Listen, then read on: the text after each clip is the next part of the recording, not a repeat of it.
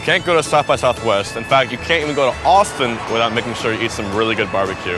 And so, of course, we had the great idea of going here to Terry Black's Barbecue, one of the best barbecue establishments in the city, to see what all the hype is about. So, of course, once again, I'm Liquid Hungrybox and I am hungry as fuck. Let's go in.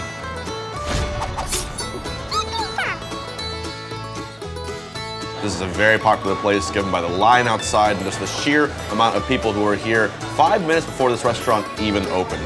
And without anything else being said, given the quality of the meats here and what people are saying, I have a good feeling that the meal I'm about to eat and the quantity of food that's gonna be placed in front of me in a second is gonna be out of my league completely.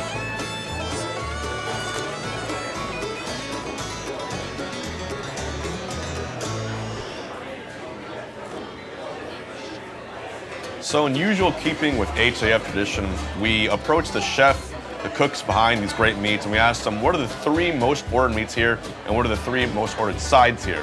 We're gonna make sure we give each of these a certain rating from 1 to 10, based upon all the barbecue I've eaten in my life. It should be some pretty safe scores, so we'll see. And this macaroni and cheese, I like the fact that they use the really big, thick noodles instead of the really small thin ones that you see. But this looks like it's nice and classic. A nice just, in between your bites reminder of why cheese is such a great element to any meat that you eat.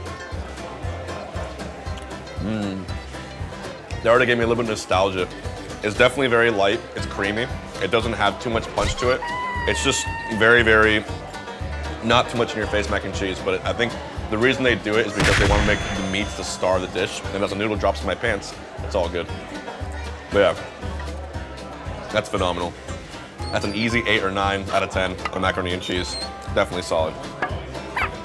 Moving on to the coleslaw. I think coleslaw is necessary anytime you eat barbecue. Sometimes people make coleslaw a little too complicated, and that might actually make the eating experience a little worse. So I'm looking for a very light, fresh taste in this.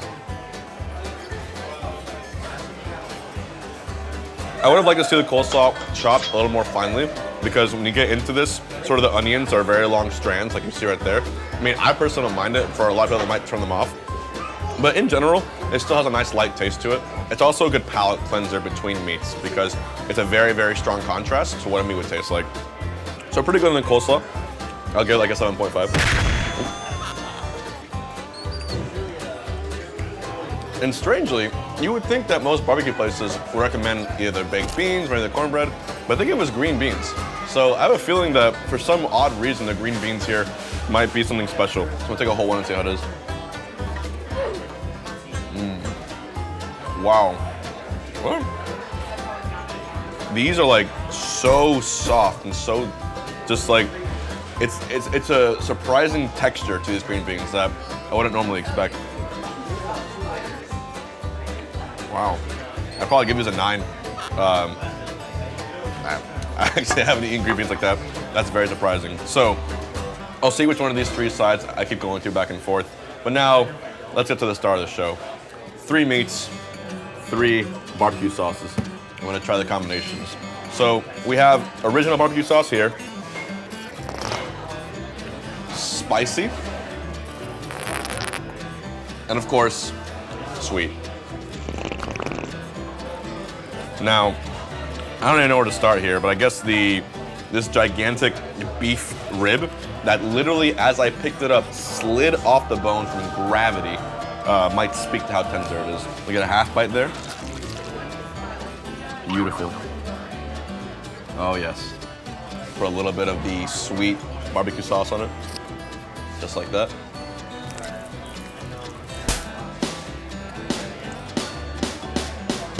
Why am I so surprised? I'm here thinking I'm gonna eat a piece of meat and I'm gonna try to attempt to describe what it tastes like, and then, as always, be lost for words. With the spicy sauce instead too, on the beef rib. No. Confirmed. Confirmed. That's easily one of the best ribs I've ever had. You guys gotta try this. I'm gonna save you some, because it is insane. That's, I don't want to be too like, easy going with these ratings, but if that's a beef rib, that's a 10 beef rib. That's a 10 out of 10 beef rib. I have no qualms with it. I'm gonna take this home as a souvenir. TSA is gonna confiscate it as a weapon. But that's not my problem. Oh my God. So, I mean, I'm not gonna be surprised. The pork rib, I'm already gonna guess the pork rib won't be as good for me as a beef rib, just because I can already tell it's not as tender, but that's not their fault. That's sort of the nature of the meat. So for a pork rib, there's a lot more standard what you see right here. They have the bone inside, cooked in it, but the same seasoning charred throughout. And the good thing is too, it's not too shredded up.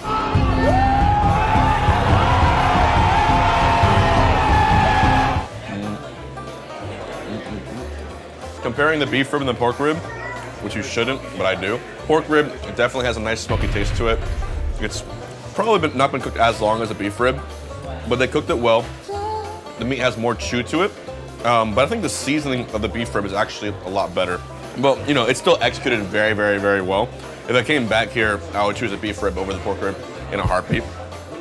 So if I give the beef rib a 10, I'd probably give the pork rib an 8. Still really, really good, and I wish that meat was a little easier to pull apart for it so far, but still very, very solid.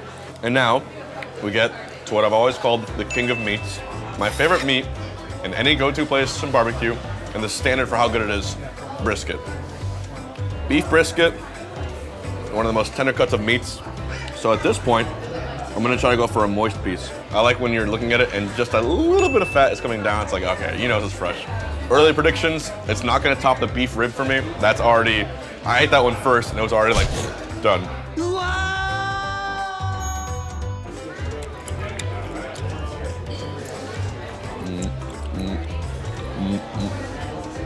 They cooked that lean brisket beautifully. Had a bit more chew to it than I was expecting. I would have personally wanted it to be more moist, but again, if you're a barbecue restaurant, you can sort of have a preference as to whether or not you traditionally cook your brisket lean or moist. I think the strategy here, actually, with eating barbecue with brisket is whenever you go to a place like this, they always offer a bunch of white bread on the side, like so. So what you want to do is actually put some brisket or any meat that's really, really tender inside a piece of bread, and I think this is the way you're meant to eat it. And then, of course, you make a sort of meat taco, if you will. Cover it in some sauce. Let's go with the spicy.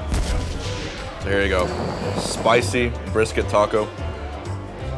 Eat your heart out. Taco Bell. All right, let's see how this is. This side.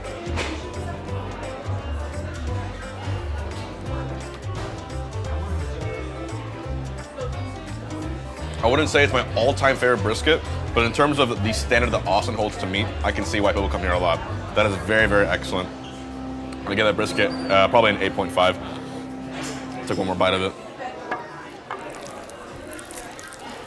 So no meal or any barbecue meal is complete without enjoying a great Texas dessert. And of course, here to give me this dessert is the very own manager of Terry Black's, Clay. How you doing today? I'm excellent, thank you. Thanks for joining us today. Well, this will polish your meal off proper. This is peach cobbler. Oh my. We got some vanilla ice cream. It's so warm. That is a true Texas dessert. And then this is some house-made banana pudding. Oh. They're slicing bananas right now. That's look at that, just the peach jam, just. Oh, what? What? That's decent, right? That's like a hidden boss here. Where'd that come from? I thought my meal was over. That is amazing, dude.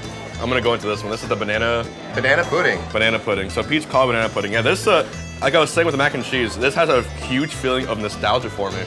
Back when I was younger, I would go to neighbors' barbecues. They would serve something very similar to this. Okay. Or do you think the owners and Terry Black's, the founders, were they inspired by their childhood and what they serve here? Absolutely. My owners are a fourth-generation barbecue family. They grew up in Lockhart, Texas, a small Texas town not too far from here. And this is what they did with their childhood. This is old-school barbecue, banana pudding, peach cobbler. It's the same Nilla wafers I had when I was little, too. Oh, absolutely. There's little bananas in there too. Oh, dude, that's man, it just tastes so fresh. It's like exactly what you want to eat after that big hearty meal full of meat.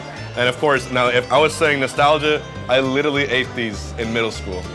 These little cup ice creams. Cafeteria style, right? But that, who says that's a bad thing, right? I'm gonna get some cream in there and one last bite. I'm home. I've been home. Excellent. Clay, I had a great meal here, and I think in a little while we're gonna go ahead and check out the cooking process behind these amazing meats.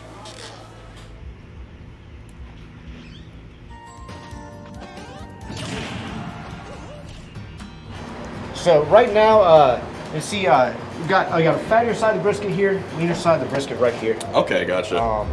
Brisket are lower pectoral muscles of the cow. We got 2 per cow. And then you see on these lean ends, they kind of start curling up. They're so thin, they start cooking faster than the rest of that brisket. So that's why I got some foil on these edges here.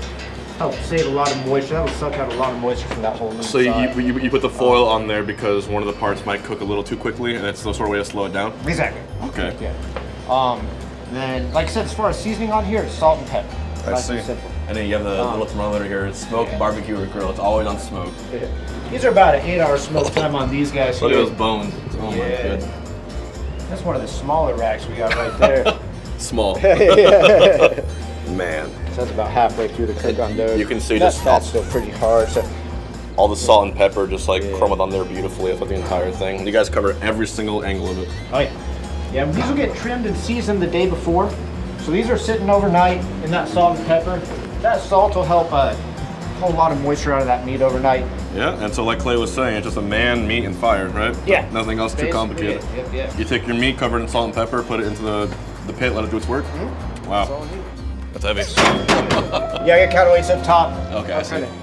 Keep it from falling down on our heads. Help lifting it up too.